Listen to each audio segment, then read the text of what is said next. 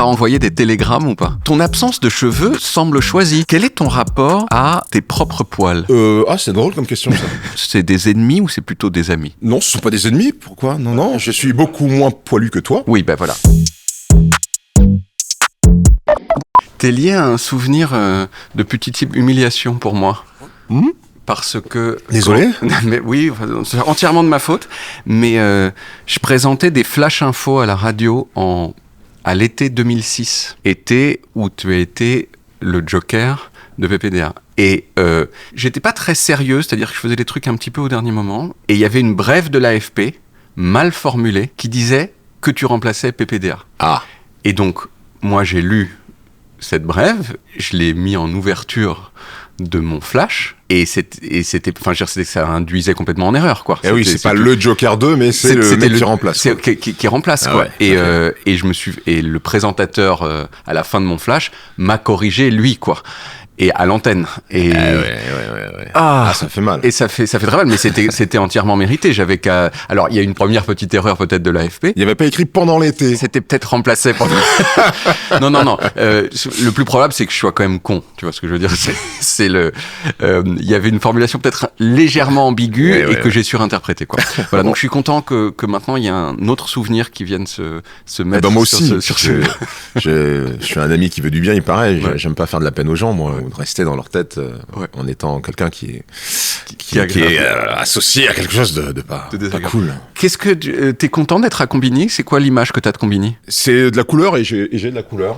J'aime bien. Moi, j'aime bien la couleur. Je pense qu'il faut mettre de la couleur dans la vie, qu'on n'en met pas assez. Oui. Et donc, rien que pour ça, j'aime ça. Et je trouve qu'il faut qu'on mette aussi de la couleur dans l'expression, dans la façon de parler, et de se parler les uns les autres. Et comme je te le disais tout à l'heure, je te connaissais pas.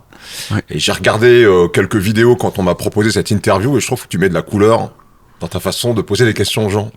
Et donc j'aime bien. Et des couleurs un peu comme celle de Combini, du jaune, du bleu et du... Et qu'est-ce que tu penses de la cafétéria AB Productions? Écoute, j'étais pas un grand fan, mais ça me rappelle un peu Hélène et les garçons. Mais Hélène et les garçons, t'étais un peu âgé pour Hélène et les garçons. Tu devais avoir 18 ans. 18, je suis né en 73, c'était quand? Je sais pas. Début des années 90. Je suis entre 15 et 18 peut-être. Mais tu regardais quand même. Non, je suis tombé dessus, mais j'ai jamais suivi. Salut, c'est le Mug Small Talk. C'était pour vous dire que ce programme vous est présenté par Squarespace, le partenaire qui nous accompagne et nous permet de continuer de faire des small talk de qualité. Squarespace, c'est quoi? C'est une plateforme de site web tout en un, conçue pour vous permettre de mettre en avant vos projets, vous démarquer et réussir en ligne. Avec Squarespace, vous pouvez faire des sites web super facilement. Vous pouvez créer des designs à votre image, générer votre propre nom de domaine et même vendre vos contenus. Bref, vous avez un projet? Une passion? C'est le moment de vous lancer avec Squarespace et de montrer tout ça au monde entier. Moi, pour mon nouveau site, j'ai décidé de vous faire kiffer. Vous, la fanbase hardcore de Smalltalk. J'ai créé un site de produits dérivés et vous pouvez dès à présent acheter les mugs Smalltalk. Et là, vous devez vous dire, c'est un peu bizarre un mug qui vend des mugs. Mais je suis pas vraiment un mug en fait. Je suis juste un comédien de doublage. Ça existe pas les mugs qui parlent. Ah là là, vous alors. Bref, si vous aussi vous voulez créer votre site web, rendez-vous sur squarespace.com et profitez de 10% avec le code SMALLTALK10. Voir conditions en description de la vidéo. Et tout de suite, votre Small Talk. T'es né en 1973, si je me trompe pas, l'année du premier choc pétrolier. N'y voyez aucune coïncidence. Tu vois, il y a un choc pétrolier, on va faire un enfant. Mais est-ce que on t'a raconté des choses? Parce que le choc pétrolier, c'est en fait une des conséquences dans la vie de tous les jours, c'était qu'il y avait moins d'essence, elle est devenue brusquement plus chère. Est-ce qu'il y a eu, est-ce qu'on t'a raconté des choses sur cette ambiance de choc pétrolier l'année de ta naissance ou pas? Pas du tout. Non, pas du tout. Moi, je retiens surtout que je suis né le jour du printemps. Qui est donc une forme de renaissance annuelle. Et moi, je suis plus sur cette idée-là que sur celle du choc pétrolier. Non, mais en vérité, j'ai pas grandi avec le sentiment d'un pays en crise. Enfin, en tout cas, je m'en rendais pas compte. Parce que nos parents ont toujours tout fait pour nous préserver de beaucoup de choses. Et en partie de ça, alors bon, mes parents étaient fonctionnaires. Mon père était fonctionnaire de police. Ma mère... travaillait au PTT, on disait ça à l'époque. Puis ensuite, elle a arrêté de travailler quand mon petit frère est venu au monde. PTT, c'était Poste et Télécommunications. Et il y a un T que je sais pas ce que c'est. Poste, Téléx et Télécommunications. Quelqu'un peut googler ça question. Ouais, il faut poser la question. Enfin, il y a Poste et télécommunications. Exactement. Télégraphe. Télégraphe. Mais oui. On pouvait pas se rappeler de ça. Télégraphe. Ça existait, le télégraphe. Toi, t'as encore reçu ou envoyé des télégrammes ou pas? Non, jamais. Non, Non, mais ce qui est drôle, c'est que mon père, ce qu'il faisait donc dans la police, c'est qu'il était chargé des communications, lui aussi, comme ma mère finalement. Oui. Et lui, il bossait en morse. Donc lui, il connaissait le morse. Oh, c'est marrant, ça, c'est un langage... Puis c'est un niveau de cool très élevé de connaître le morse. Ouais, c'est parce que je sais pas si ça sert beaucoup en dehors de son taf, mais... Mais si jamais tu rencontres quelqu'un qui parle morse également, tu peux vraiment avoir des conversations très... Si que tu rencontres un morse aussi, peut-être. Exactement. Non, oui, en fait, non, c'est parce que c'est un monsieur qui s'appelait Morse. Oui, mais il y a aussi des animaux qui s'appellent Morse, exactement, mais je pense que c'est unrelated. Alors, ton père, il était donc dans la police... Je pense à un truc, là. Bien sûr. Pardon ? Je t'en prie. J'étais en train de me dire que le langage, c'est quelque chose d'important et de particulier. Et moi, l'une des rares choses qui m'a frappé avec mes enfants, c'est que on considère souvent à raison qu'on sait plus de choses que nos enfants. Oui. Mais quand moi, mes enfants, ils ont commencé à faire de la musique, ils ont appris à lire la musique. Oui. Et moi, je ne savais pas lire la musique. Et ça m'a toujours fait un truc un peu bizarre en me disant que... Et j'étais plutôt fier, hein. C'était pas du tout... J'étais pas revanchard, ils savent un truc que je ne sais pas. Oui. Je me disais, mes enfants connaissent un truc à 10, 11, 12, 13 ans que moi, je ne connais pas. Mais c'est pas mal. Mais c'est pas mal et ça doit être un sentiment... doit y avoir un sentiment de peut-être je sais pas ça et en même temps une fierté. Ouais, quoi. Une fierté, ça relativise un petit peu le truc un peu descendant des parents vers les enfants. On est censé leur donner des choses. Bah là, en l'occurrence, je pouvais rien leur dire de tout ça parce que j'y comprenais absolument rien. Oh, c'est génial ça. C'est marrant. Tu disais que donc ton père, il était donc policier dans les communications de la police. On pourrait dire que c'est pas complètement anodin pour une personne noire, en tout cas aujourd'hui, d'être policier. Je me souviens de vidéos il y a quelques années, il y a 2-3 ans, qui circulaient où il y avait des personnes noires dans des manifestations qui interpellaient des policiers noirs dans les mêmes manifestations en leur disant, en gros, en les insultant, quoi, en disant, en gros, en les traitant de collabos, quoi. Qu'est-ce que tu penses de ça, toi ? Bah, ça n'a pas de sens. Ça veut dire que parce qu'on est noir, on est forcément du côté du protestataire et jamais du côté de celui qui doit limiter l'expression du protestataire. Non, ça n'a pas de sens de penser ça. Moi, je suis évidemment très conscient de l'origine et de la légitimité du lien communautaire. Je suis très conscient de ça. Moi, je comprends tout à fait qu'on puisse être poussé à se mettre ensemble parce qu'on est noir, parce qu'on est femme, parce qu'on est homo, parce qu'on est juif, pour revendiquer des choses, parce que il y a un traitement qui nous est commun de par ce trait identitaire-là. Ça, je le comprends parfaitement.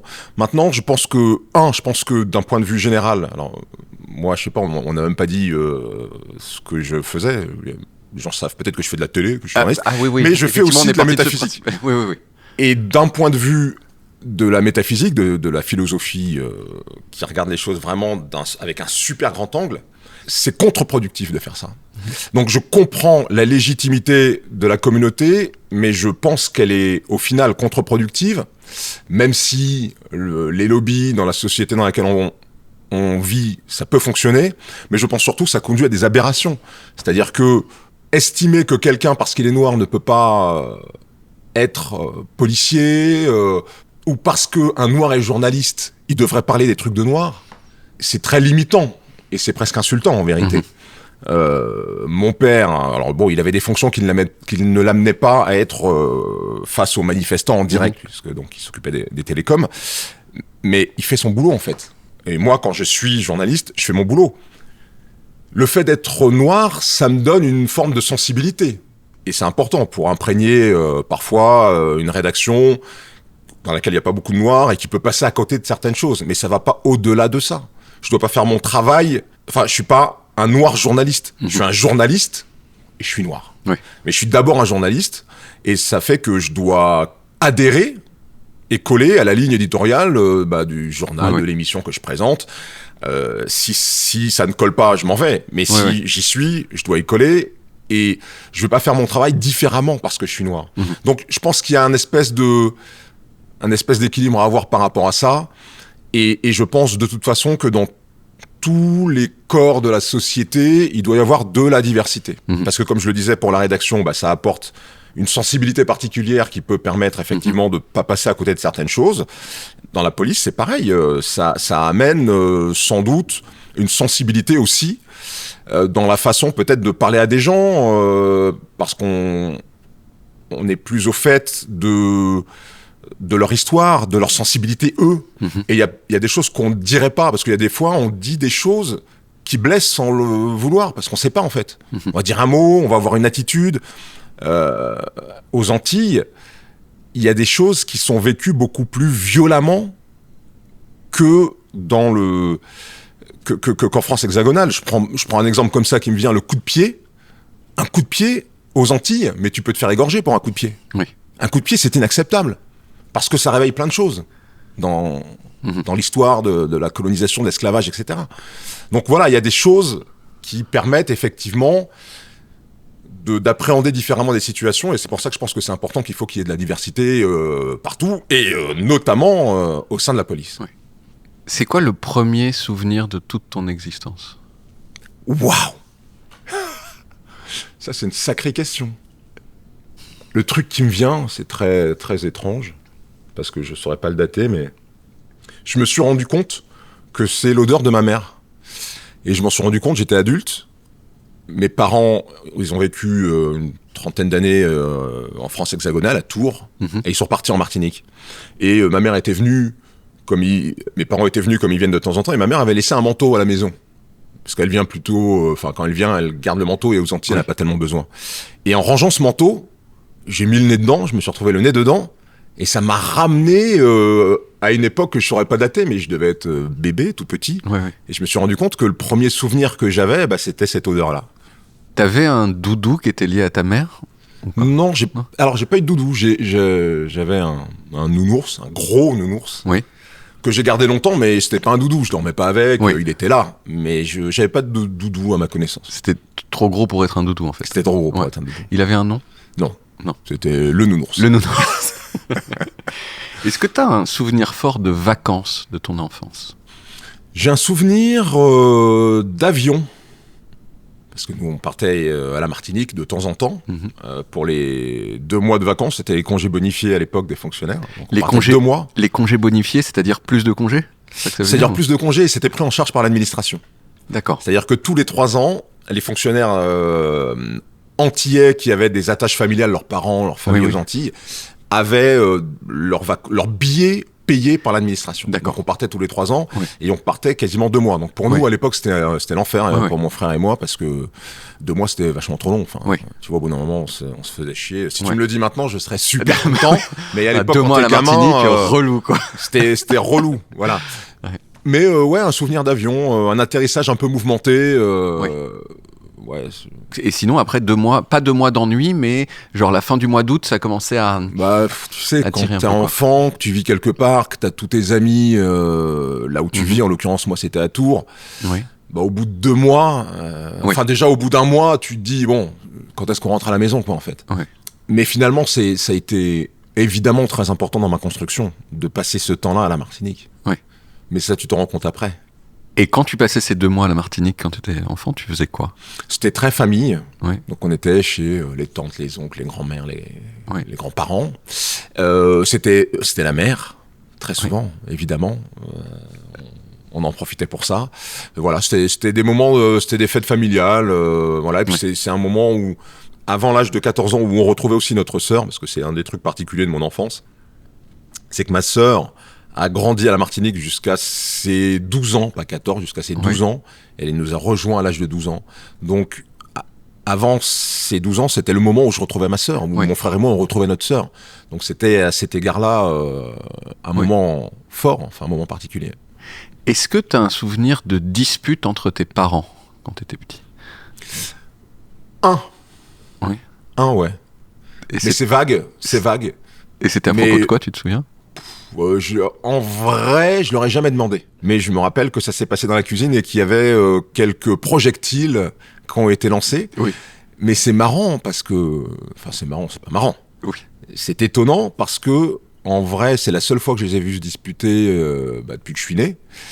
Et quand je les vois aujourd'hui, je me dis... Alors si, ils ont des petites disputes du quotidien, mais la vraie dispute, moi j'ai souvenir que d'une seule fois, quoi. Ouais. Ça a été quoi la plus grande épreuve de ton enfance ? Si tu te souviens d'une épreuve particulière, de quelque chose qui a été dur à vivre. Que du bonheur ? Non, pas que du bonheur.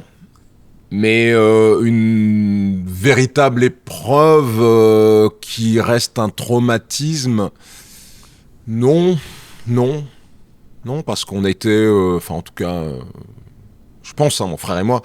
Ma sœur, je sais pas, parce que je pense qu'effectivement quitter la Martinique pour venir en France hexagonale, ça a dû être quelque chose de compliqué. Mais nous, on a toujours eu cet amour, cet encadrement, donc on était assez solide en vrai. Je sais pas qu'est-ce que tu aurais, qu'est-ce que ça pourrait être. Oh non, moi j'ai eu des amitiés qui s'arrêtent, des deuils, des remarques difficiles au collège, des trucs comme ça. Mais non, toi, pas vraiment. On a eu des deuils. J'ai perdu ma grand-mère paternelle alors que j'étais ado. Mais elle avait 87 ans, je crois, ou 88 ans. Il y a un côté ordre naturel des choses. Ouais, et puis bon, on l'aimait notre grand-mère, mais on la voyait pas très souvent. Tu vois, encore une fois, on allait à la Martinique à l'époque, grosso modo, tous les 3 ans. Donc pas d'épreuve. Désolé, j'ai cherché, mais c'est mieux. Mais tu sais, c'est drôle parce que on considère souvent, et moi je me suis moi-même posé la question, que l'intensité chez les gens, et notamment chez les artistes, parce que moi j'ai un côté artiste quand même, j'ai écrit de la fiction avant d'écrire des essais de philosophie, j'ai écrit de la fiction, et c'est vrai que moi les auteurs que je lis et que j'aime beaucoup sont souvent des gens qui ont vécu des épreuves de fou, et on lit l'intensité de l'artiste au fait qu'il ait vécu des trucs de dingue, qu'il prenne de la drogue, qu'il soit torturé en fait. Et moi je suis pas comme ça. Donc à un moment je me suis dit est-ce qu'il est légitime pour moi, est-ce que je peux écrire des choses ? Mais moi je pense que le monde des idées peut dépasser le monde de l'expérience. Et moi je pense que l'être humain il a cette capacité qu'il mésestime et qu'il n'utilise pas suffisamment, mais vraiment de se mettre dans la peau de quelqu'un d'autre. Moi, j'ai écrit des nouvelles, et dans ces nouvelles, il y a des nouvelles où je suis une photographe qui rentre de Cannes. Donc, une meuf, déjà, qui fait des photos. Moi, je ne fais pas de photos, j'aime pas tellement poser, ni faire des photos, c'est pas mon truc.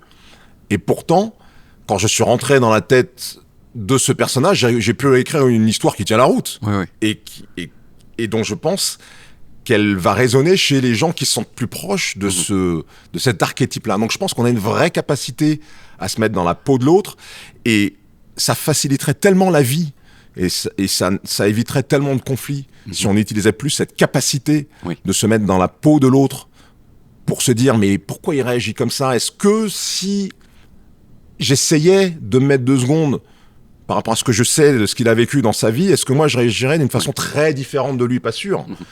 Et ça, je pense que c'est quelque chose qu'il faut qu'on développe. En tout cas, moi, je l'ai.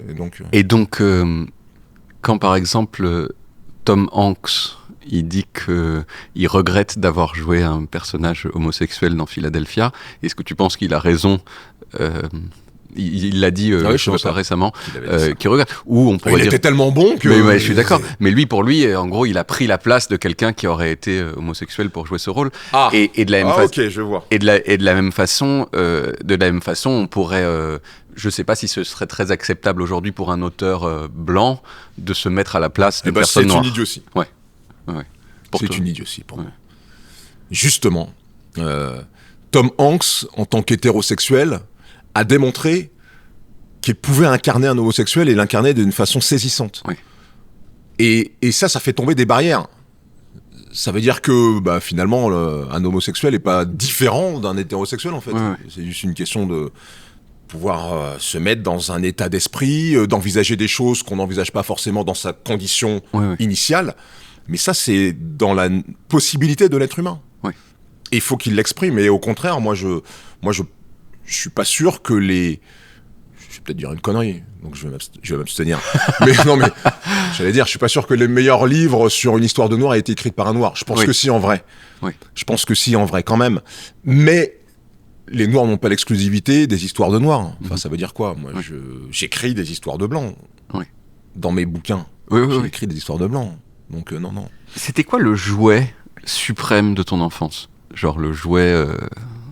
soit dont tu rêvais et que t'as jamais eu, soit dont tu rêvais et que tu as fini par avoir. C'était un truc un peu con, mais le jour où j'ai eu mon Goldorak en robot, j'étais au 7e ciel, quoi. Est-ce que les fulgures au point se détachaient ou pas? Oui. T'appuyais sur le bouton là, ça partait. Et ça partait. Et oui. Oui, bah oui, c'est ça. C'était ça qui était surtout très très bien. T'étais bon à l'école? Ouais, j'étais bon à l'école. T'étais le top de ta classe? Non. Non, j'étais pas le top de ma classe, j'étais pas au premier rang. J'étais dans le milieu de la classe, dans le ventre mou. Oui.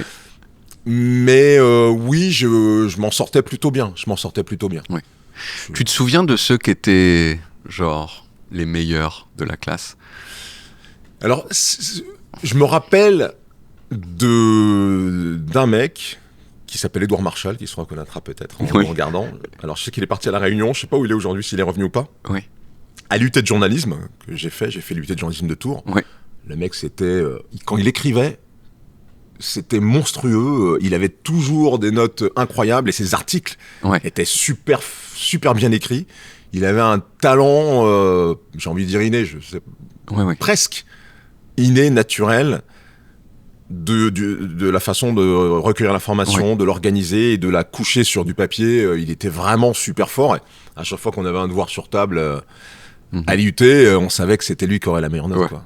Édouard Marchal. Ce serait bien qu'il se manifeste.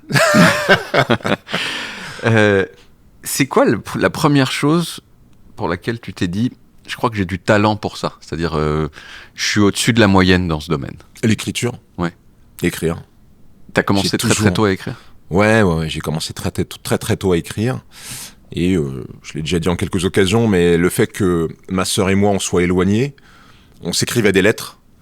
Et je pense que ça m'a permis de comprendre quel lien ça pouvait entretenir entre deux personnes. Le fait de s'écrire, les mots, en fait. Oui. Donc, j'ai toujours eu conscience de l'importance de l'écrit et j'ai toujours aimé écrire. Et tu te souviens de la première fois que tu as écrit un tout petit peu de fiction, tu te souviens de ce que c'était et de quelle histoire c'était? C'est quelque chose que j'ai jamais publié d'ailleurs. Ça s'appelait Nègre Zagone, et c'est le récit d'un Antillais qui arrivait des Antilles, de la Martinique, et qui arrivait à Paris, et c'était sa vie à Paris, la façon dont il rencontre sa femme, dont il arrive à faire son trou. Et c'est un bouquin qui se finit assez mal parce que ça montrait aussi, en fait, ils ont eu un enfant, et à la fin de l'histoire, lui, qui devient un policier d'ailleurs, ça tombe pas nulle part, il se retrouve à intervenir sur un vol dans lequel son fils est embarqué, et son fils se fait tuer par sa brigade. C'était... Et t'avais quel âge? C'est le premier... je sais pas, je dois avoir 23, 24 ans quand j'ai écrit ça. Et tu le publieras jamais, tu penses? Non, je le publierai jamais, je pense. Bon, c'est le maximum qu'on aura, c'est le pitch que tu viens d'en faire. Exactement. À quel point... non, une question que j'ai oublié de poser. T'as eu un grand amour d'enfance? Oui. Pas vécu, fantasmé. Ah oui? C'était un amour dans ma tête. Ouais. Et c'était avec... Ça s'appelait Agnès, elle était en CP, je crois, avec moi. Et... T'as jamais transmis, tu as jamais fait part de tes sentiments? Non, en fait, quand on était petits, nos mamans nous amenaient à l'école à pied. Oui. Et donc on marchait souvent ensemble avec nos mamans pour aller à l'école. Donc voilà, moi j'étais... amoureux, je sais pas si on peut dire ça à cet âge-là. Oui. En tout cas, cette fille, j'y pensais. Mais voilà, il s'est jamais rien passé, je lui ai jamais rien dit. Et tu l'as revu des années plus... Non, tu l'as jamais revu depuis les années 70 en fait. Exactement. Ça fait un moment. Donc on sait pas où est Agnès. Non, pas du tout. Est-ce que t'étais cool au collège ? Ouais, j'étais cool au collège. Ouais. Je pense. Et comment se manifestait ce cool ? Parce que le cool, c'est la vision que te renvoient les autres, c'est-à-dire si t'es populaire, c'est que t'es cool. Est-ce que t'as une idée de pourquoi ? Parce que j'étais bien à l'école. La phobie scolaire, ça existe évidemment. Ouais, moi, j'aimais bien aller à l'école. J'avais une bande de copains à l'école et une bande de copains au judo. Mais les deux s'équilibraient bien, parce que le judo, c'était plutôt le samedi. Et la semaine, j'étais avec les copains d'école. J'étais pas un garçon stressé par l'école. Il n'y a rien à l'école qui me rendait vraiment mal à l'aise. Il y a bien une ou deux anecdotes pendant lesquelles j'ai dû me défendre contre des agressions ou des attaques. Mais c'était très rare. Je veux bien les connaître, ces deux anecdotes. Non, j'en ai pas un grand souvenir. Je me rappelle une fois dans la cour. Mais j'avais une arme quand même qui était l'arme de la parole. J'étais pas, je peux pas dire, tu sais, les gens qui ont grandi en cité dans les quartiers, ils ont cet art de la tchatch, de se balancer des vannes et tout ça. Ouais. Donc moi, je l'ai jamais musclé cet art-là, donc je peux pas dire que j'étais particulièrement bon, mais dans mon environnement, qui était un environnement Tours, un peu, je veux pas dire bobo, mais classe moyenne, supérieure, etc. J'étais dans une école en plus collège privé, donc j'étais pas dans un coupe-gorge, si tu veux. Mais j'arrivais bien à balancer deux, trois petites piques qui faisaient effet. Et donc pas de bagarre. Pas de bagarre. Non, je me suis rarement bagarré dans ma vie. Très rarement. Je peux les compter sur les doigts d'une demi-main. C'est pas mal déjà. Non, mais et récemment ou... Non. Il y a longtemps. Non, je peux plus me battre. J'ai l'impression. Après, on dit ça, mais parfois on peut perdre le contrôle et je suis pas exempt de... Et t'as gagné quand tu t'es battu ? La dernière fois que je me suis battu, donc j'étais quand même adulte. Non, j'ai pas gagné. J'ai pas gagné parce que je suis tombé en frappant. Ah oui. J'ai glissé, je suis tombé, l'autre est parti à distance et tout. Donc non, j'ai pas gagné, j'ai pas perdu non plus, je me suis pas fait marave. Oui. Mais j'ai pas gagné. Il y a pas eu de victoire, mais ni de marave. Mais bon, ça n'a aucune importance. Mais donc t'es allé jusqu'où en judo ? Le ceinture noire, première dan. J'ai pas passé de dan supplémentaire. Et tu as utilisé le judo dans la vie de tous les jours ou ça t'est jamais arrivé ? Non, ça m'est jamais arrivé. C'est vraiment dans le cadre du sport. Exactement. Mais tu saurais, tu sais encore faire ? Je pourrais faire un randori, je pense que il faudrait qu'il dure 2 minutes max et que je sois avec un cadet, peut-être que là j'aurais des chances. Mais oui, ça s'oublie pas. Alors il faudrait reprendre un petit peu, il faudrait que je m'entraîne peut-être une fois avant, mais je pense que ça s'oublie pas. Tu sais encore faire Ipponso et Nage. Exactement. Ouais. Voilà, je voulais mettre un petit terme technique. Tu as fait du judo ou même pas ? T'as étudié ? Si, Wikipédia, judo. Non, j'ai fait du judo jusqu'à la ceinture verte. J'ai arrêté en CM2. Tu vois, beaucoup d'enfants font du judo. Ouais, c'est voilà. un des sports les plus pratiqués. Tout à fait. Voilà. Mais après, je suis arrêté. Mais j'ai gardé un certain nombre de ces noms japonais. Osotogari, Ipponso Nage. Et comment s'appelle déjà la planchette japonaise ? Tomoe Nage. Tomoe Nage. Truc qui est dur à placer en combat. Ouais. Je connais j'ai un pote qui malheureusement nous a quittés. C'est quelqu'un d'ailleurs qui faisait partie de l'encadrement de l'équipe de France aux Jeux Olympiques de Paris, donc ça date pas longtemps. Il s'appelle Cyril Pagès, pour lequel j'ai une pensée émue. Et Cyril, c'était le grand spécialiste de Tomoe Nage. Il te plaçait des Tomoe Nage dans tous les sens, dans toutes les directions. Il était incroyable. Oui, quand c'est réalisé bien, c'est particulièrement très impressionnant. C'est beau. Ouais. Ensuite, donc lycée, mention au bac ? Oui, petite. Mention assez bien. Voilà.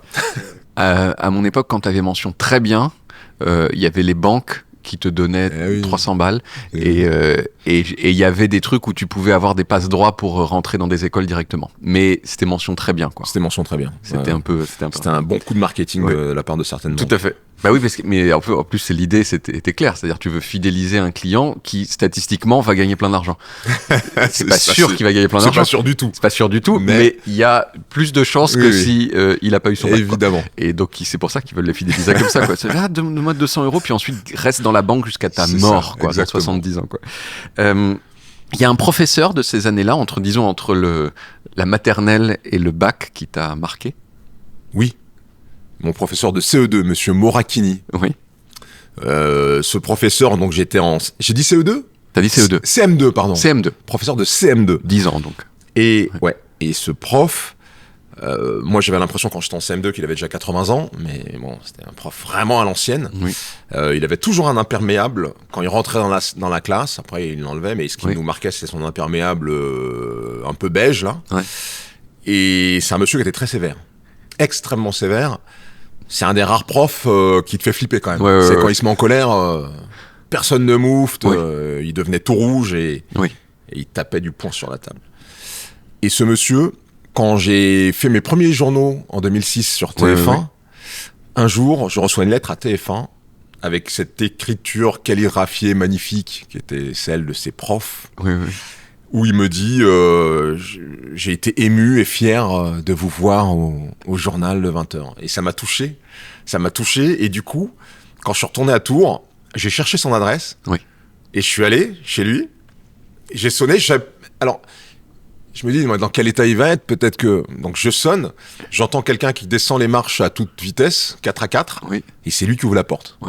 Et il avait quasiment pas changé, par rapport à l'image que j'en avais quand j'étais gamin, il n'a pas tant changé que ça. Et on s'est pas parlé longtemps, on s'est parlé une dizaine de minutes, mais c'était super. C'est génial, ça. C'est une scène de film, quoi. Exactement.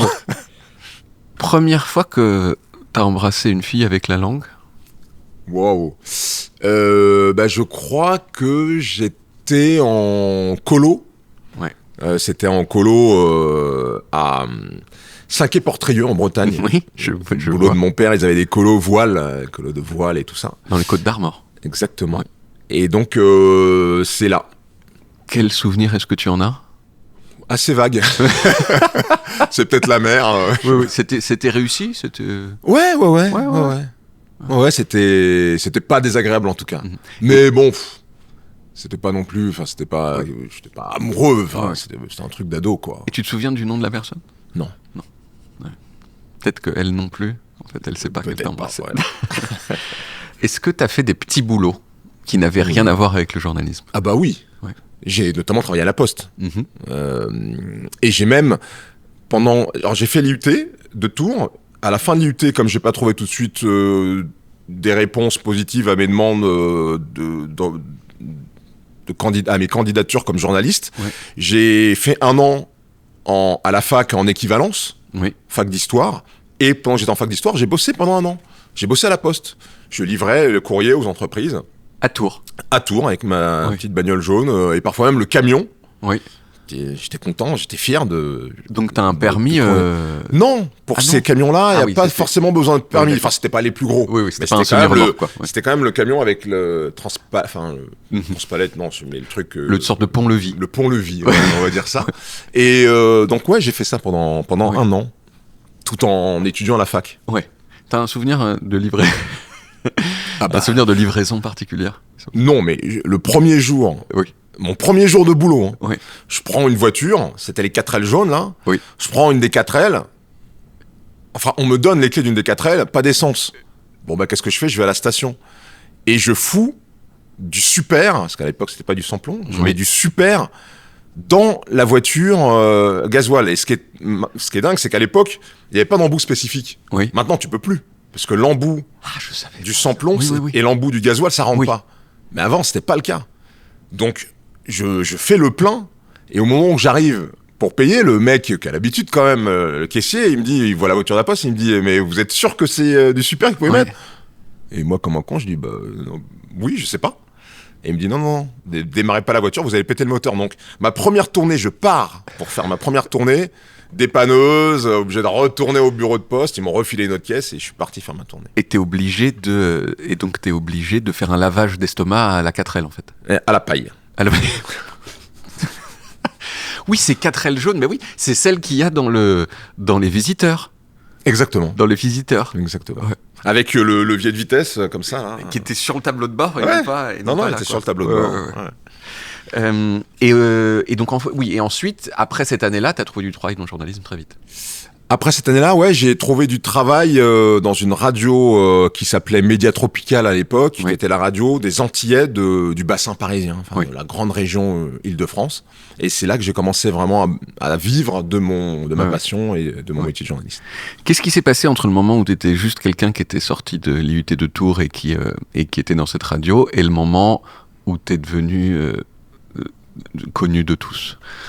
Il s'est passé plein de choses parce que justement les gens, pour beaucoup des personnes qui m'ont découverte aux 20h de TF1, je débarquais de nulle part, mais non, je débarquais pas de nulle part. J'ai fait donc 4 ans dans cette radio Média Tropical. J'ai ensuite travaillé pendant plusieurs années, alors d'abord dans les locales de Radio France, à l'époque c'était France Bleu, donc j'ai bossé pendant 1 an en local, je remplaçais les titulaires dans plein de locales de France, ce qui m'a permis de rencontrer plein de gens différents, d'aller dans plein de régions que je connaissais pas, de découvrir plein de trucs. C'est ce qu'on appelle le planning de Radio France. Exactement, tu faisais le planning des CDD de Radio France. Voilà. Et après j'ai bossé un tout petit peu à France Inter, puis à France Info pendant 4 ans. À France Info, avant de passer à Canal+, et puis après 1 an de Canal+, d'arriver à TF1. Ouais. Et c'est comme ça que donc 2006, pour moi, c'est une évolution, quoi. Ça n'a pas été quelque chose de complètement venu d'ailleurs. Les journaux, j'en présentais depuis déjà plusieurs années. Et en vrai, entre la radio et la télé, il y a pas une vraie différence. Parce que pour moi, la vraie différence, elle est sur le fond. Elle est comment tu sélectionnes l'information, comment tu la traites, comment tu la hiérarchises dans ton journal. Et ça, c'est la même chose, soit en radio ou Après, c'est juste quand tu présentes, en télé, tu peux pas te mettre le doigt dans le nez pendant le jingle. Mais voilà, enfin si, tu peux le faire pendant le reportage. Pendant que le reportage mais c'est comme ça que des fois, il y a des gens qui se rendent plus compte qu'ils sont à l'antenne et qui font... c'est ça. Comme ça. Mais non, mais en vrai, il n'y a pas une grande différence. Mais donc, ça a dû être... Donc, ta notoriété nationale, elle a switché en peu de temps, quoi. C'est-à-dire que brusquement, on a dû commencer à te reconnaître partout, alors qu'on te reconnaissait assez peu avant. Et comment est-ce que ça s'est passé, cette petite transition de l'été 2006 ? Alors, en fait, c'est un changement d'échelle, parce que quand je bossais à Média Tropical, cette radio antillaise, mais dans la communauté antillaise, on était des stars. C'est-à-dire que moi, j'avais quelques potes avec lesquels on sortait de temps en temps, dans les boîtes antillaises de Paris, on arrivait... on était des stars, parce que les gens nous connaissaient, alors, par la voix plus que par le physique. Mais donc, cette notion, ce rapport à la notoriété, je l'avais déjà à une échelle qui est celle de la communauté antillaise en région parisienne. Je l'avais déjà. Et quand je suis passé à Canal, j'ai fait quand même 1 an à Canal+, donc, et iTélé, donc ça a quand même étendu tout ça. Et puis TF1, bon, c'est une autre échelle, évidemment, c'est une autre échelle. Mais je suis pas arrivé là complètement vierge de toute réaction liée à la notoriété, au fond. Mais c'est marrant parce que je pense qu'aujourd'hui, il y a moins de... La télé fascine moins, très clairement, et qu'il y a plus rapport à la télé qui est cette espèce de lucarne un peu magique où les gens qui y sont ont des qualités extraordinaires, forcément, etc. Mais tu vois, je déjeunais avec des amis dans un restaurant aujourd'hui, et il y a une jeune fille qui est venue, très intimidée. Alors je sais pas si elle avait fait un pari avec ses amis, ses potes qui étaient là et tout ça, mais bon, elle m'a dit un truc très gentil. Elle m'a dit vous avez illuminé ma journée, rien que le fait de vous voir et tout ça, machin. J'ai trouvé ça très très mignon. Et donc un de ses amis est venu après pour demander une photo pour elle, et quand je l'ai tenue pour faire la photo, elle tremblait. C'est marrant, en fait, de provoquer ça. Bon, je veux pas dire que tu peux pas t'habituer à ça, parce que c'est pas normal. Mais c'est vrai que le média te donne un impact sur les gens. Et c'est une forme de responsabilité aussi, parce que je pense qu'il faut savoir rester lucide par rapport à ça. Tu peux vite te dire que c'est toi qui génère ça. Non, c'est pas toi. C'est le fait que tu passes dans la lucarne et que t'incarnes quand même une présence sur laquelle parfois il y a du fantasme parce qu'on pense que t'es super brillant parce que tu fais ça, alors que mais c'est fou parce que c'est ce truc de la notoriété où tu peux illuminer la journée de quelqu'un en faisant rien. C'est-à-dire tu l'as pas aidé, tu l'as pas sauvé de et elle est complètement sincère. Donc mais très sincère, je te dis. J'ai tenu l'épaule, je sentais qu'elle était émue, quoi, pour de vrai.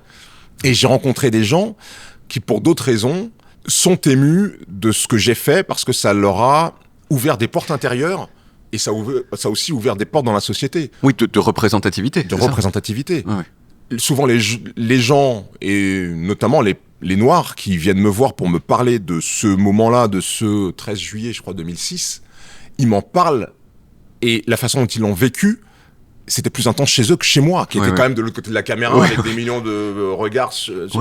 Mais eux, tu sens que ils en parlent avec plus d'émotion que moi. Ils en parlent et certains ont presque les larmes qui leur montent. Moi, ça m'est arrivé. Donc, et c'est vrai que ça ne lasse pas de me surprendre, mais en même temps, ça permet de mesurer à quel point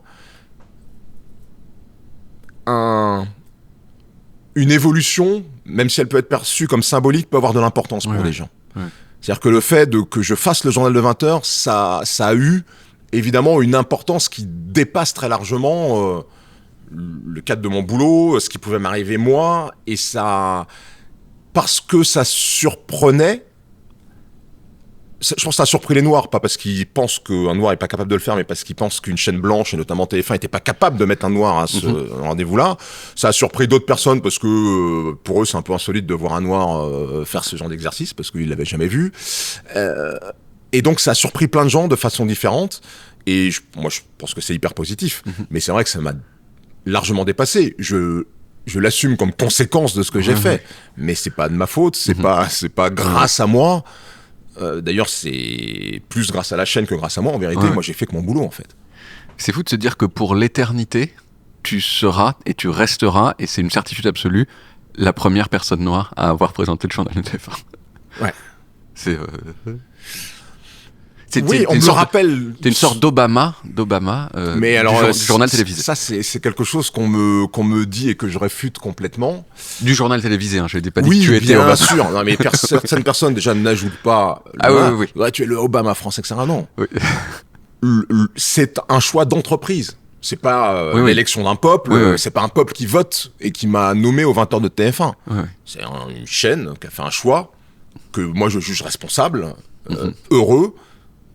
Peut-être un peu audacieux pour l'époque, quoique, je crois que l'année où j'ai commencé à faire le 20h, le présentateur iconique du journal en Grande-Bretagne, qui s'appelait Trevor quelque chose, j'ai pas envie de dire une connerie, Trevor Mac quelque chose, si tu peux checker. Et ben lui, il finissait sa carrière, quoi. Lui, il était là depuis des années, donc en vrai, il y avait pas d'audace dans l'absolu, mais par rapport au contexte français, c'est quand même... Alors maintenant, c'est le moment de l'intermède métaphysique. Allez. Tu publies un livre de métaphysique qu'on a ici, qui s'appelle Dieu, la source et l'univers philosophal. Déjà, est-ce que tu peux expliquer qu'est-ce que c'est que la métaphysique ? Alors, je vais commencer par t'engueuler, parce que la métaphysique, c'est certainement pas un intermède. Oui. La métaphysique, c'est le fondement. Donc, normalement, on doit commencer par là. On aurait dû commencer, on reprend, on coupe, et on recommence l'interview. On mettra ce moment au début. Non, pour être sérieux, mais ceci dit, c'est vrai, la métaphysique, c'est l'étude de l'existence. Par tous les moyens intellectuels, donc c'est de la philosophie, c'est une partie de la philosophie, mais...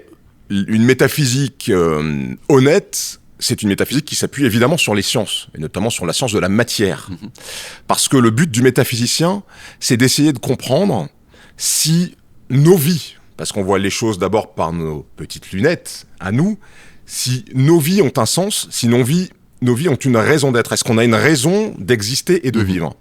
Mais pour comprendre la raison d'être de nos vies, pour qu'on vit, il faut qu'on comprenne la raison d'être du processus qui nous a engendrés, parce que nous, on est le résultat d'un long processus qu'on appelle l'univers. On oublie que l'univers, c'est pas simplement une quantité d'espace, mais c'est aussi une quantité de temps.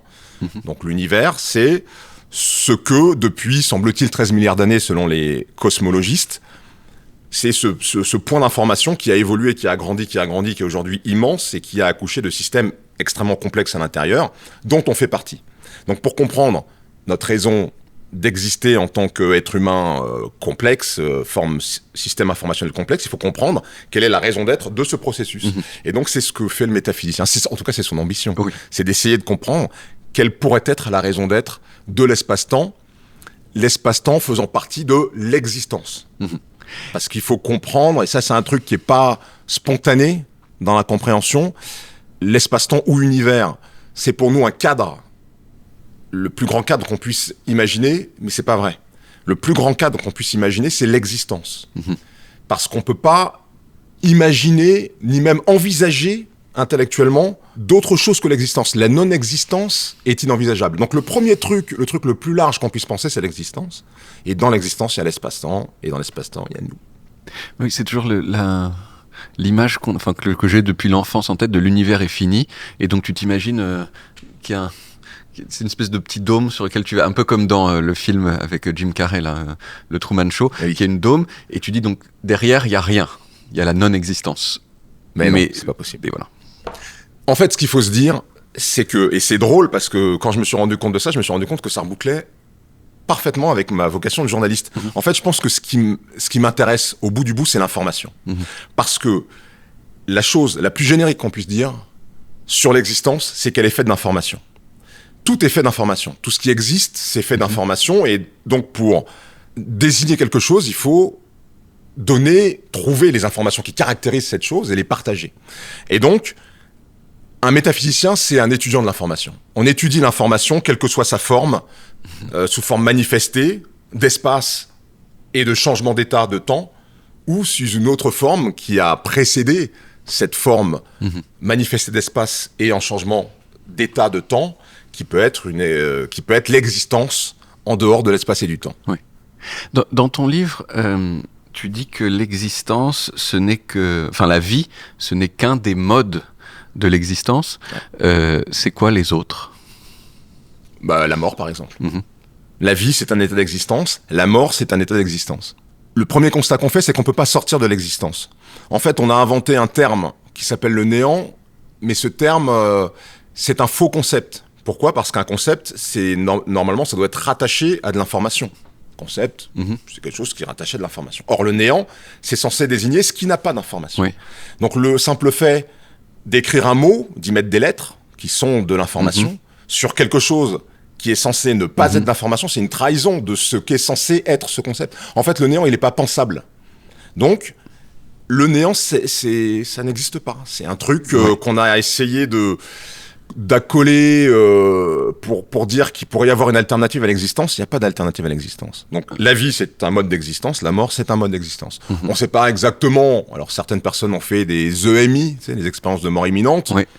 On a des centaines de milliers de témoignages à peu près concordants qui disent des choses, le tunnel, la lumière blanche, ce sentiment d'apaisement, de bien-être total. Mais j'ai vu que ça pouvait être expliqué par des facteurs physiologiques. Semble-t-il, ça peut être expliqué par des facteurs physiologiques, mais il y a quand même aujourd'hui un consensus pour dire qu'on ne sait pas. Oui. On ne sait pas, mais ce qui est certain du point de vue du métaphysicien, c'est que la mort, c'est pas la chute dans le néant, puisqu'il n'y a pas de néant. C'est un autre mode d'existence qui n'est pas la vie, mais qui n'est pas le néant, qui est autre chose. Et alors, avant de naître ? Là, tu parles de après l'existence, avant l'existence. Avant l'existence, oui. Avant la vie. Oui, avant la vie, pardon. Il y a aussi de l'existence. Oui. L'existence, elle est tout ce qu'on peut imaginer. La vie, c'est un mode d'existence sous une forme individualisée, organisée, hyper organisée, qui va durer quelques dizaines de milliers d'années. Mais regarde, si on prend simplement nos corps, les atomes qui composent nos corps, quand on meurt, on est ce qu'on appelle un cadavre. Ce cadavre se putréfie, mais les atomes qui font nos organes, ils disparaissent pas. Ils retournent et ils se mélangent à l'humus, à la terre, ils rejoignent cet ensemble qu'est la nature. Oui. Mais ils sont encore là. C'est-à-dire que l'information, elle est encore là. C'est pas le néant. Oui. L'information qui nous compose, elle est toujours là. Elle n'est plus organisée en ce qui nous fait nous, mais elle persiste. Et donc, cette information, elle existait déjà bien avant qu'on naisse. Elle existait des milliards d'années avant qu'on naisse. C'est ce qui a fait dire à Hubert Reeves et d'autres que nous sommes de la poussière d'étoiles. Parce que les atomes de carbone, on le sait, ont été créés dans le cœur des étoiles. Et c'est les atomes de carbone qui sont notre composant essentiel. Donc, ces atomes, ils existaient des milliards d'années avant qu'on existe. Et ils existeront aussi des milliards d'années après. Ce qu'on ne sait pas, c'est ce qui fait notre conscience, ce qui fait que l'on pense. Il y a beaucoup de débats là-dessus. On ne sait pas encore sous quelle forme c'était avant d'habiter notre cerveau, ni après. Les matérialistes disent que la conscience et la pensée, c'est le résultat de nos connexions neuronales. Donc, que ce serait notre cerveau qui créerait notre conscience. Sauf qu'il y a quand même des expériences qui montrent que des gens sont capables de sortir de leur corps, de vivre des choses, de voir des choses et de décrire des choses où elles ne sont pas physiquement. Donc ça veut dire qu'il y a possiblement une forme de décorrélation entre la conscience et le corps. Ça reste un peu de l'ordre du mystère, mais ça laisse ouvert des hypothèses intéressantes. Et donc, toi, tu crois au libre arbitre ? Moi, je crois au libre arbitre. Donc, cette poussière d'étoiles a pu s'agréger dans quelque chose de suffisamment spécifique pour avoir une volonté propre. Je pense que la particularité des formes complexes d'existence que sont le monde animal en général et l'humanité en particulier, c'est justement de pouvoir échapper à des déterminismes. Une pierre, elle va être complètement façonnée par son environnement. Elle ne va pas avoir de réponse très complexe au stimulus, au vent, à la pluie, etc. L'animal, il a déjà plus de choix et une capacité plus grande d'échapper à son environnement extérieur. Et l'être humain, il a une capacité très grande à échapper à ces déterminismes. Un être humain peut décider d'arrêter de manger de la viande, par exemple. Un lion ne peut pas décider d'arrêter de manger de la viande. Donc, avec la complexité informationnelle qui fait ce que l'on est, en sachant que le cerveau, c'est, jusqu'à preuve du contraire, l'organe le plus complexe que l'homme ait jamais étudié, enfin, qu'il ait jamais analysé, ce cerveau, il nous permet d'échapper grandement à nos déterminismes. Et donc ça nous laisse du libre arbitre. Et un libre arbitre, je pense qu'on méconnaît et qu'on mésestime. Je pense qu'on est capable de faire beaucoup plus de choses qu'on le fait vraiment. Est-ce que tout ce temps que tu as passé à étudier la métaphysique, ça a baissé ta peur de la mort ? Oui. Forcément, parce que rien que le fait de se dire ce qu'on se disait tout à l'heure, c'est quand même rassurant. Oui. Parce qu'il y a beaucoup de gens qui pensent que la mort, c'est le néant. Or ça, c'est pas conceptualisable. En tout cas, la pensée ne sait pas le conceptualiser. C'est peut-être la fin de la conscience. En tout cas, ce qui est sûr, c'est que c'est la fin de la conscience strictement individuelle et enfermée dans un corps, grosso modo. Ça, c'est la fin de ça, c'est sûr, puisque le corps, il n'existe plus en tant que système organisé. Donc c'est une autre forme, sans doute, de connexion à l'ensemble de l'environnement, à l'information qui nous environne. Voilà. T'as une image, toi, de ce qui se passe après la mort un petit peu ? Est-ce que tu te le représentes d'une façon ou d'une autre, ou tu acceptes de ne rien en savoir ? Je me dis simplement que si je prends le modèle que j'ai décrit tout à l'heure, qui est le fait que nos atomes vont rejoindre pour des milliards d'années un ensemble plus vaste que notre corps, ensemble va rejoindre la Terre, par exemple, je me dis qu'il n'y a pas de raison, a priori, que pour l'esprit, ce soit pas la même chose. Donc je pense que nos esprits individuels, une fois qu'on meurt, ils rejoignent un ensemble plus large que nous, individuellement. Mais tu sais, ça, la métaphysique, pour moi, c'est une vraie mission. Parce que je pense que ce que tu apprends en faisant ce type de philosophie, ça te guide, déjà dans ta vie individuelle, ça t'aide à mieux contrôler ta vie. Je prends souvent cette image, cette métaphore du marin. Si moi, tu me lâches dans l'océan Atlantique sur un voilier, je serais très embêté parce que j'ai quelques notions que j'ai quand même acquises parce que j'ai pas fait qu'embrasser des meufs lors de mon stage de colo à Saint-Quay-Portrieux. À Saint-Quay-Portrieux, j'ai aussi appris à faire un peu de voile, mais je serais très embêté et s'il y a une tempête, là je serais naufragé et je risque de mourir. En revanche, si vous mettez Laurent Bourgnon par exemple dans les mêmes conditions que moi, lui, plus il y aura du vent et plus il naviguera vite et plus il tirera la quintessence de son bateau. Moi, je pense que la métaphysique, c'est pareil avec la vie. Quand tu connais les concepts de métaphysique, quand tu comprends les mécanismes qui régissent l'existence et la vie qui émerge de cette existence, eh bien, tu pilotes ton bateau-vie mieux que quand tu connais pas. Et j'aimerais, avant de partir, avant de mourir, j'aimerais vraiment que cette métaphysique soit quelque chose qui soit que les gens s'approprient, parce que les gens ils ont peur de ce mot, ils ont peur de la philosophie, ils pensent que c'est forcément compliqué, que c'est forcément pour des spécialistes. Non, c'est pas vrai. Je pense que c'est un magnifique guide de vie en fait. Il y a la fin de l'interview, là, c'est une grosse fin quand même, mais c'est des questions en vrac. Bon, là il y avait une petite chronologie, si tu as vu quand même. Là ce sera en vrac. J'aimerais d'abord qu'on parle de ton visage. Ton visage est très très bien. Alors c'est mon avis, mais c'est aussi à peu près l'avis de 100% des gens sur la Terre. Est-ce qu'il y a un moment dans ton existence où t'as remarqué que tu étais considéré comme une personne belle à voir? J'ai été élu en 4e, je crois, dans un classement le plus beau, la plus belle. C'est le truc qu'on fait parfois au collège. On va savoir pourquoi. Je sais pas si j'étais premier, mais j'étais sur le podium. Monsieur Collège, quoi. Ouais. Comme Miss France, toi t'étais Monsieur Collège. De ma classe. Oui, de ta classe. De ma classe. C'est déjà pas mal. Oui, c'est pas mal. C'est pas mal.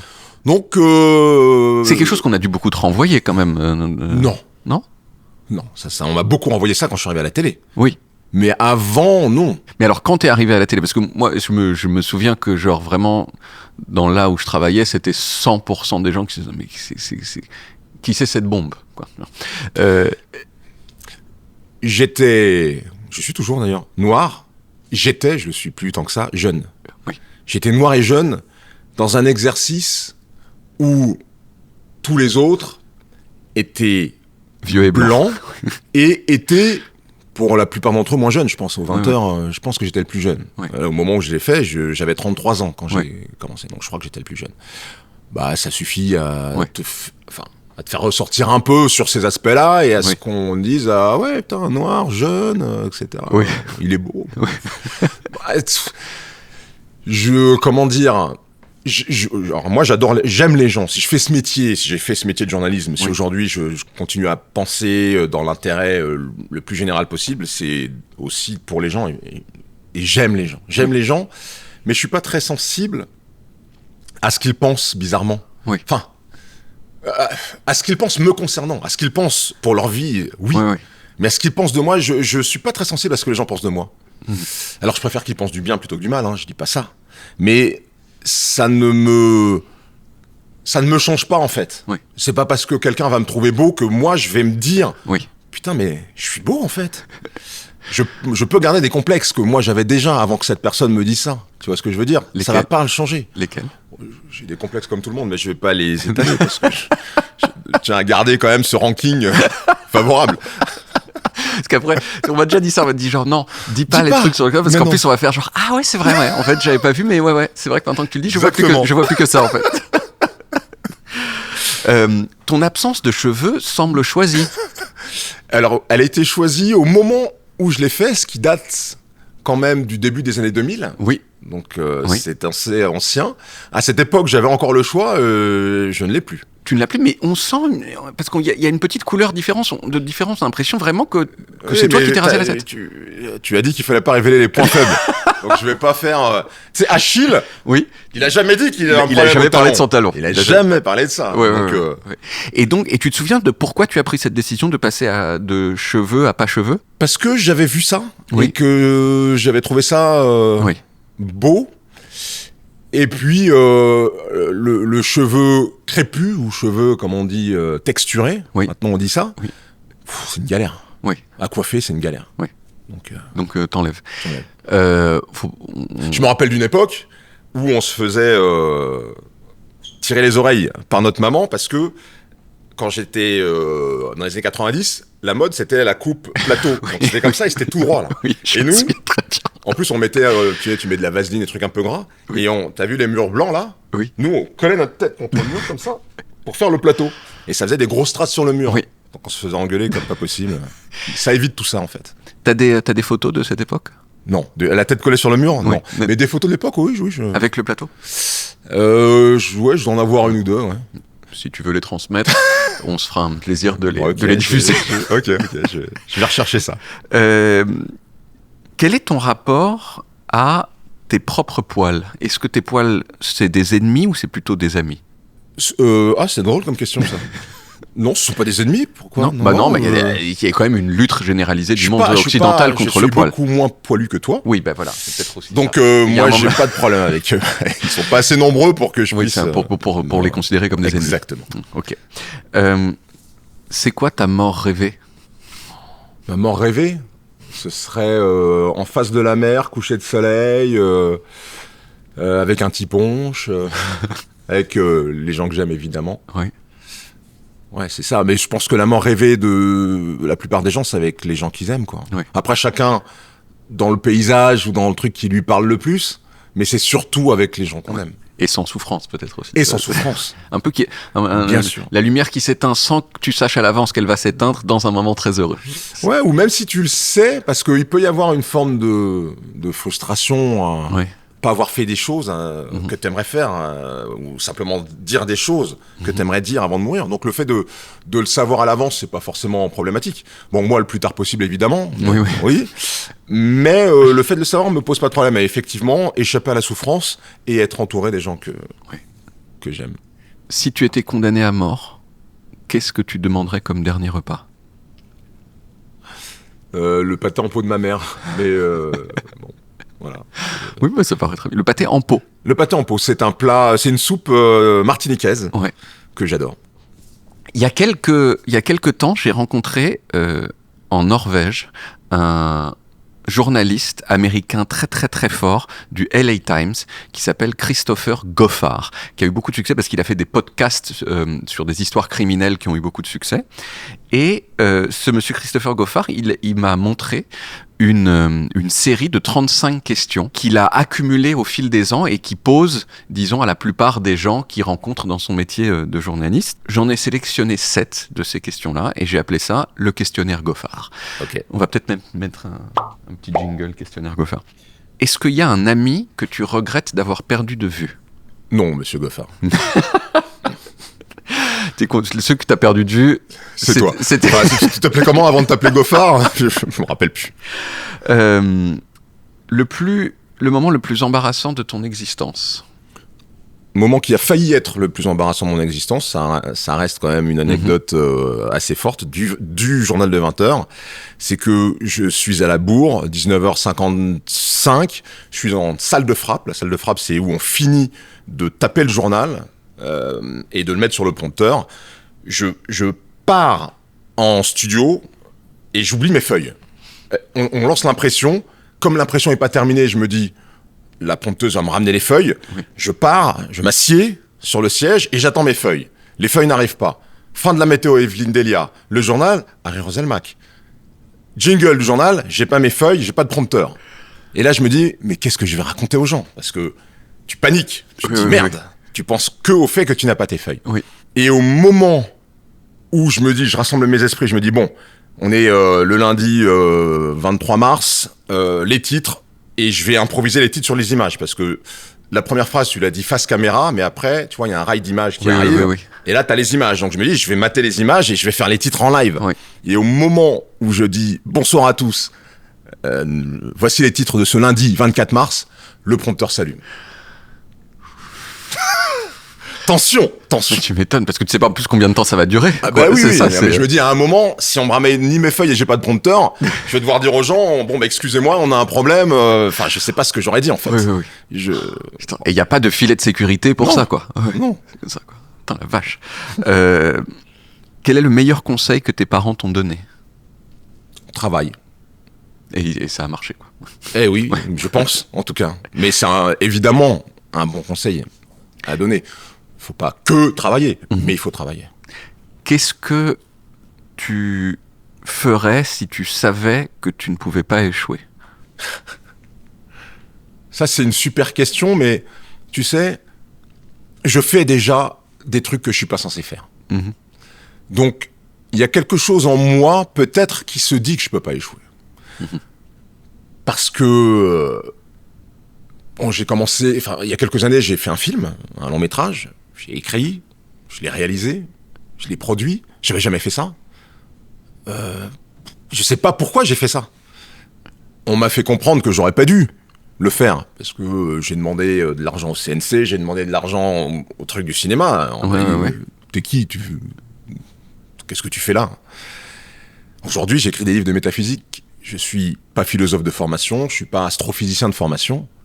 J'écris des livres de métaphysique. Je suis pas censé faire ça, mais je sens que je peux le faire, que je dois le faire. Et donc, quelque part, je me dis, je peux pas échouer. Donc, je pense que je suis un petit peu dans cet état d'esprit-là. Donc, je fais déjà ce que je ferais si j'étais sûr de pas échouer. En fait, la peur de l'échec ne te freine pas. Non. Ouais. À quel moment de ta vie est-ce que tu t'es senti le plus seul ?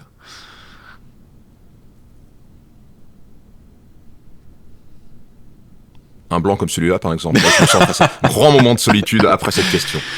À quel moment je me suis senti le plus seul ? Pour moi, je vais pas répondre directement parce que je saurais pas répondre pour la bonne et simple raison que pour moi, la solitude n'est pas une épreuve. J'aime bien la solitude en vrai. Donc je ne la vis pas... Enfin, j'ai pas de souvenirs traumatiques. On y revient. Pas de traumatisme. Oui. Mais quand je me suis retrouvé seul, j'ai kiffé en fait. Ouais. Donc ça va, non, en fait. j'ai pas... Qu'est-ce qu'il y a dans ton portefeuille ? On peut regarder, mais... Ouais. Il y a pas mal de... ça, c'est ma carte pour rentrer au parking de mon bureau. Oui. Où il y a des tickets de carte bleue. Il y a des cartes bleues. Il y a mon permis que j'ai fait récemment. Ah, il y a la photo de mes enfants. Oh, voilà. Trop bien. Ouais. Et ça, c'est une photo de moi à 3 ans, je crois. 3 ou 4 ans. Voilà. Ouais, sinon, il n'y a pas grand-chose. Mais si, c'est déjà énorme. Et puis surtout que le fait que ce soit patiné par la forme. Ah ouais, c'est une vieille photo, ça. C'est une vieille photo. Et parce qu'elle a été dans ton portefeuille, elle a cette forme-là, quoi. Voilà. Et t'as encore les vieilles cartes d'identité. Maintenant, elles sont... Ouais, il faut que je la change d'ailleurs parce qu'elle est plus valable, je crois. Ouais. Très bien, tu vois, il y a quand même quelque chose dans les portefeuilles, quoi. Ta maison est en train de brûler, tu peux emporter un seul objet, lequel tu prends ? Objet ? Mon ordinateur. Okay. Oui, logique. Quoique maintenant, il y a peut-être le cloud. T'es pas très cloud. Non, c'est un tort. Il faut que tu m'y fais penser. Parce que du coup, ça m'a calmé dans ma vie complètement le cloud, c'est-à-dire vraiment, mon ordinateur peut brûler, mon téléphone peut brûler, et les données ne brûlent pas. Est-ce que tu peux me dire une chose importante sur laquelle tu as changé d'avis dans ta vie ? Il y a des philosophes, par exemple, dont je me pensais très éloigné.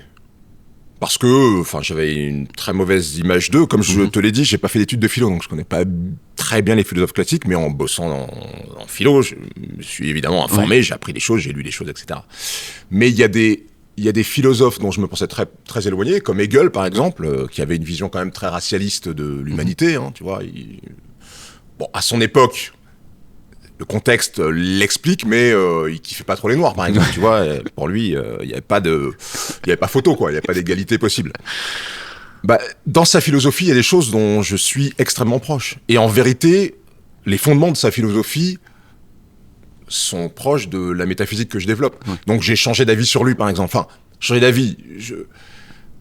Un bon philosophe n'est pas forcément un bon être humain, attention.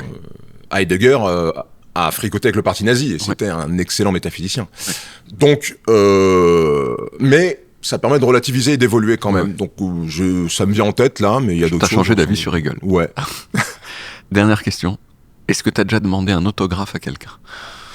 Oui, pour mon fils. Et c'était qui ? C'était Kylian Mbappé. Normal. Merci beaucoup. Merci à toi. C'était un plaisir. Bon cet épisode il est fini. Va y avoir plein d'autres épisodes et si vous voulez être sûr d'en manquer aucun, eh bien cliquez sur le bouton qui permet de vous abonner à Smalltalk. Après je sais que s'abonner c'est un choix personnel, donc je vais pas vous forcer, mais si j'étais vous, je le ferais. C'est tout ce que je dis. À dans 2 semaines, parce que c'est tous les 15 jours. Ok ?